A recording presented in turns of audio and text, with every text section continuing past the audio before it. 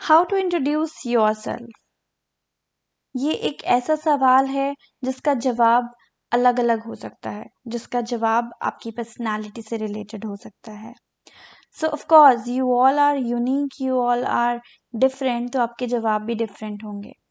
लेकिन वो एक क्या कड़ी है, एक क्या थ्रेशहोल्ड है जो आपको एक राइट आंसर देने के लिए हेल्प करता है।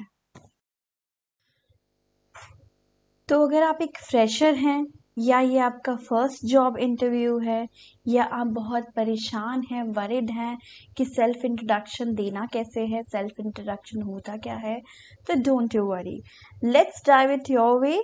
My name is Jyoti Vashishtha, a soft skills and a life skills trainer.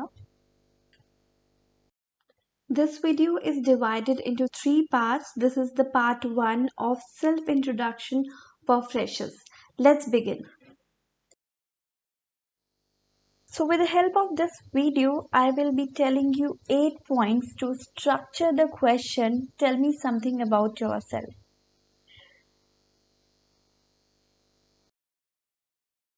तो फर्स्ट ऑफ ऑल सबसे पहले बात आती है आपके नाम की। You have to tell them your name. अब नाम कब बताना है और कब नहीं बताना है, इसमें बहुत ज़्यादा कन्फ्यूजन होता है। फॉर एग्जाम्पल, आपसे अगर पूछा जाए that Neha tell me something about yourself, तो यहाँ पर आपका नाम पहले से वो बोल चुके हैं, आपको ये बोलने की ज़रूरत नहीं है that my name is Neha and so right. So आपको ये चीज़ ध्यान रखनी है कि क्वेश्चन क्या आ रहा है, क्वेश्चन जो आ रहा है उसके अकॉर्डिंग आप आंसर देंगे। So let's see how you have to present your name in front of the interviewer, right? So you can say my name is XYZ, जो भी आपका नाम है, you can start it with my name is. This is right. Then second is I am XYZ.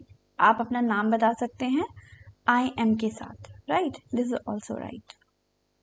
बहुत सारे लोग आपको prefer करते हैं, बताते हैं दैट आपका जो नाम है उसके आगे आप एडजेक्टिव्स भी लगा सकते हैं। आप आपके जो नाम के इनिशियल्स हैं उनके साथ आप कुछ अच्छे पॉजिटिव एडजेक्टिव्स के साथ भी उन्हें प्रेजेंट कर सकते हैं, right?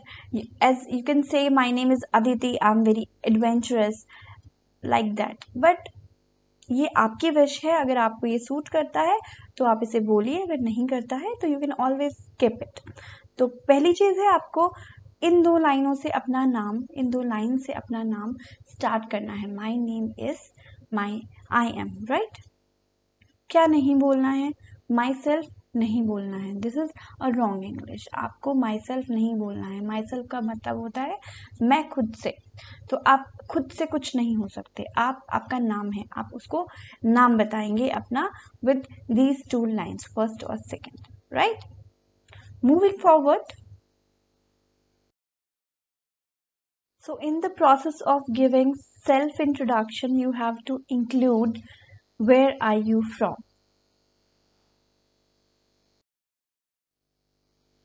Now you have to tell your interviewer कि आप कहाँ से belong करते हैं, कहाँ से आप हैं, वो ये जानना चाहते हैं और आप ये बता सकते हैं अपनी self introduction में।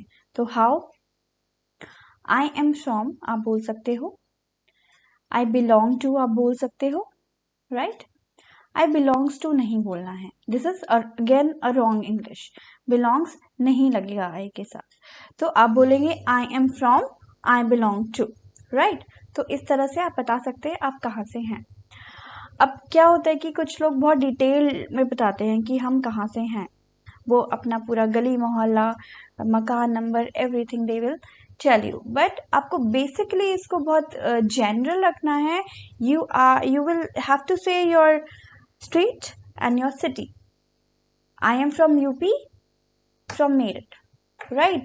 तो आपको ऐसे चीज़ों को स्पेसिफाई रखना है। आपको स्टेट बताना है, आपको सिटी बताना है, दैट्स इट। उसके आगे आपको ज़्यादा एलेबोरेट करने की ज़रूरत नहीं है। वो आपके डॉक्यूमेंट्स में सब कुछ होता है, तो आपको ये सब बताने की ज़रूरत नहीं है।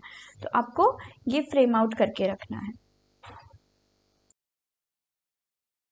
So in the process of giving self-introduction, you have to tell your employer your qualifications also.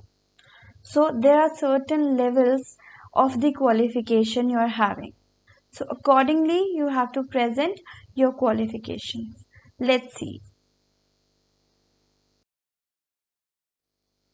So if you're pursuing a course, then you can say currently I'm pursuing ABC course with XYZ specialization.